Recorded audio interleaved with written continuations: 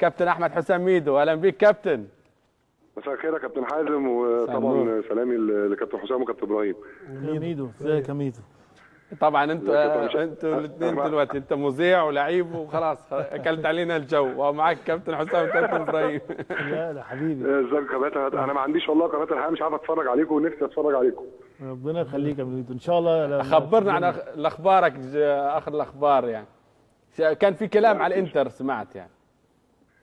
لا مفيش اي حاجه من الكلام ده، طبعا اسمي اتطرح. هو اتطرح فعلا، الجازيتا والكورير اشاروا ليه يعني. لا، هو الاسم اتطرح طبعا من ناحيه ان هم كان ميليتو تعور في بالظبط، لان يعني لاعب حر اصابه يعني جامده، وبعد كده طرحوا الاسامي اللعيبه اللي هي فري، اللعيبه اللي ممكن بالزبط. تمضي دلوقتي، لكن انا ما حصلش كلام بيني طبعا بيني وبين انتر اي حاجه. وده طبعا ده شيء يعني بديهي، يعني انا راجل بقالي فتره بعيد، والفتره اللي فاتت كلها كانت فتره يعني سيئه، سواء الاصابات او غيرها، فمش يعني كان هيبقى شيء غير طبيعي ان انتر يتكلموا معايا، انما الطبيعي طبعا ان ما فيش اي كلام من الكلام ده. نعم. ما جديدك الان يعني؟ لا مفيش، انا كان عندي عروض الفتره اللي فاتت، الشهر اللي فات دول، في ان انا الاتجاه يعني يبقى حته بره اوروبا، سواء شرق اسيا وسواء روسيا بالذات، جالي فيها عرضين، لكن انا فضلت ان انا وده كلام يعني انا عهد خدته على نفسي، ان انا راجل مش هرجع الملعب تاني ومش همضي معايا نادي الا لما اكون جاهز 100%، سواء من الناحيه البدنيه او ناحيه ان انا اكون سليم تماما 100%. ويعني هاخد الفتره اللي جايه دي ان شاء الله، الشهرين ثلاثه اللي جايين لغايه ما السيزون يخلص، ان انا اجهز نفسي كويس بصوره كويسه، وربنا يكرم بدايه الموسم الجديد باذن الله. الزمالك يكسب اليوم الماتش الرابع له في الدوري على التوالي، وخامس ماتش في المباريات الرسميه في اقل من شهر. طبعا انا اتفرجت على ماتشات الزمالك كلها، ولسه كنت بتفرج على ماتش النهارده. البدايه طبعا يعني انا اعتقد ان نادي الزمالك بقاله سنين طويله ما بداش البدايه دي، بدايه الدوري، واللعيبه يعني بغض النظر عن النتيجه الشكل كويس جوه الملعب. وانا الحقيقه يعني في نقطه مهمه جدا، ما اعرفش كابتن حسام وكابتن ابراهيم اتفقوا معايا فيها ولا لا، ان دوري المجموعتين خدم لعيبه نادي الزمالك كويس جدا، لان الفتره اللي فاتت كلها لما كان نادي الزمالك كانت مشكله لعيبته، ودي يعني مشكله كانت موجوده في السنين اللي فاتت، الضغط، ان هي مشكله نفسيه، وذكرها الكابتن ابراهيم حسن في ايضا حتى هذه الملاحظه. طبعا يعني لو تفتكر يا كابتن حسام وكابتن ابراهيم، يعني لما بتبقى بتلعب في مثلا في نفس مجموعه النادي الاهلي، وبيبقى النادي الاهلي بيلعب قبليك بيوم، والنادي الاهلي كسب، وتاني يوم الجمهور كله رايح ان انت لازم تكسب عشان الفرق اللي بنقط ما يبعدش، او ان انت تنافس على القمه، ده كان بيولد عند اللعيبه ضغط كبير جدا. السنه دي الدوري المجموعتين شال الحته دي مع لعيبه نادي الزمالك وحررهم، وانت شايف لعيبه نادي الزمالك النهارده بتلعب الماتشات، ما بتلعبش على النقطه، يعني بتلعب ان هي كل ماتش بماتش، واللعيبه عندها ثقه كبيره ان هو كده كده هيتاهل من المجموعه دي. واعتقد ان ده اكبر فرق بين السنين اللي فاتت كلها في نادي الزمالك والسنه دي. دي حقيقه، ده احنا قلتها انا وابراهيم في الفتره اللي فاتت، فعلا دي الضغط ده ما اتشال خالص مع اللعيبه. كلامك مظبوط يا ميدو. وفي نفس الوقت المجموعتين يعني المجموعه اللي فيه فرق كانت طول السنتين ثلاثه في الدوري كانت بتعمل مشاكل في البطوله، زي مثلا حرس الحدود وسموحه وانبي والمقصه وبتروجيت. الفرق دي كلها كانت هي اللي بتعمل مشاكل في الدوري، فغالبيتها كلها في المجموعه الثانيه. وفي نفس الوقت حته الاول والثاني مش موجوده على لعيبه نادي الزمالك او النادي الاهلي، يعني على النادي الاهلي عارف انه يوصل اول مجموعه او الاثنين اللي هيوصلوا في المجموعه، نادي الزمالك عارف نفس الشيء، عكس ما كان بيتلعب دوري مجموعه واحده. طول ما انت في المركز الثاني الجمهور مش راضي، يبقى اللعيبه تحت ضغط حتى لو انت في المركز الثاني. يعني لو اهم حاجه ان انت تبقى في المركز الاول بتبقى برضو تحت ضغط، فالضغط ده فعلا اتشال، وده احنا قلناه في حتى من الماتشات اللي فاتت، التحليل اللي فات يعني، وكلام ميدو مظبوط.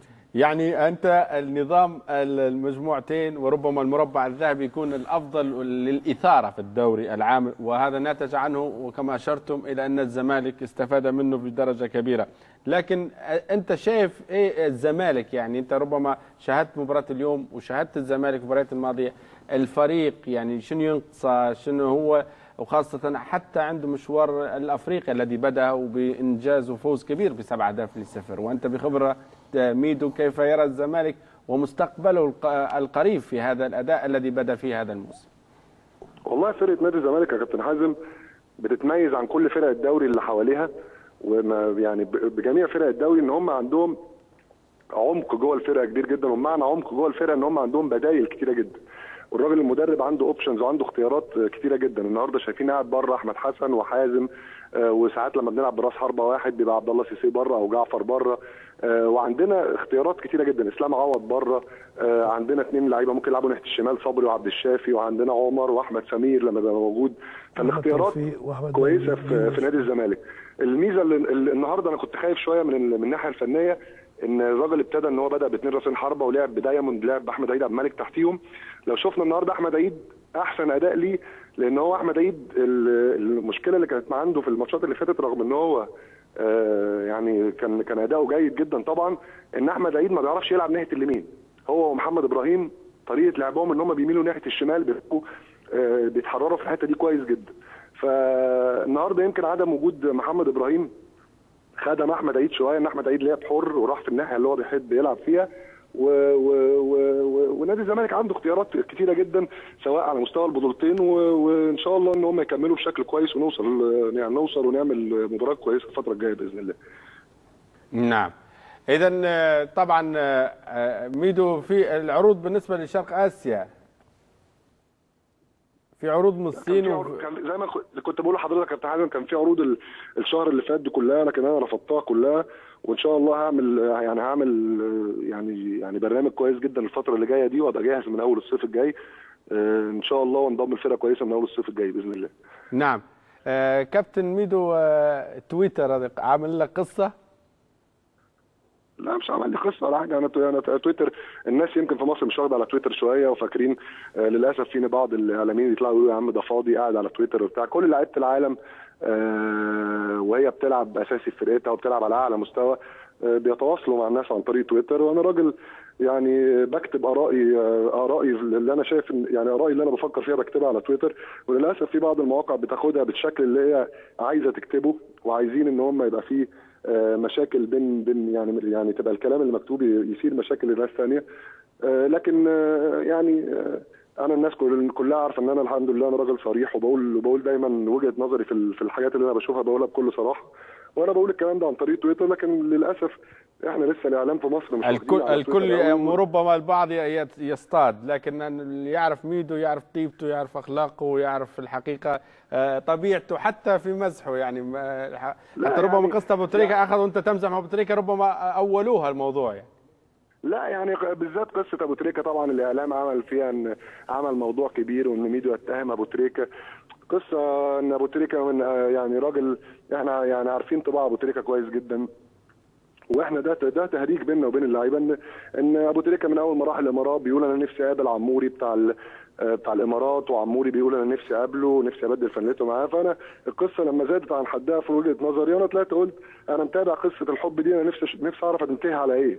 من واجب يعني هزار ملهاش اي علاقه عارف يعني هزار والله عارف بجد. لا او يعني ليها علاقه اكتر بان احنا كلنا عارفين ان ابو تريكه مياس، وكل حد يعني ابو تريكه في كل حاجه يعني وزمايله وكلنا عارفين كده. فانا بتكلم على حته المياس، هم خدوها ان ميدو يتهم ابو تريكه في كذا كذا. طبعا مش موضوع ابو تريكه بس، يعني كل الاخبار الثانيه بياخدوها بشكل ان هم عايزين يعملوا بيها مشكله، لكن طبعا ما فيش حاجه من الكلام ده. انا راجل كل الناس وكل زمايلي وابو تريكه بالذات وكل الناس راجل بحترمهم واخواتي، يعني ما فيش اي مشكله من الناس اللي هي بتقولها دي. نعم. سؤالي الاخير طبعا، ماذا عن جدو وفتحي ومحمدي في هال سيتي في الانجلاند تشامبيونشيب؟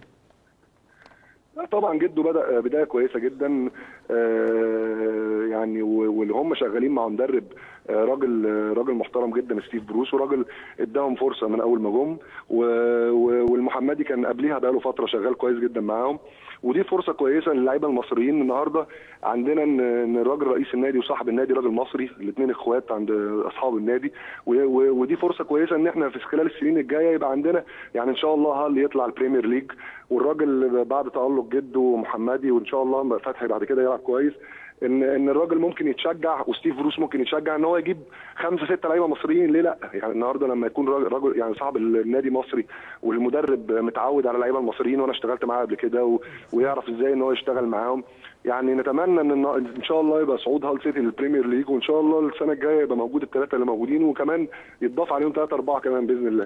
اتصلت بيهم بعد مشاركتهم الاولى في الماتشات؟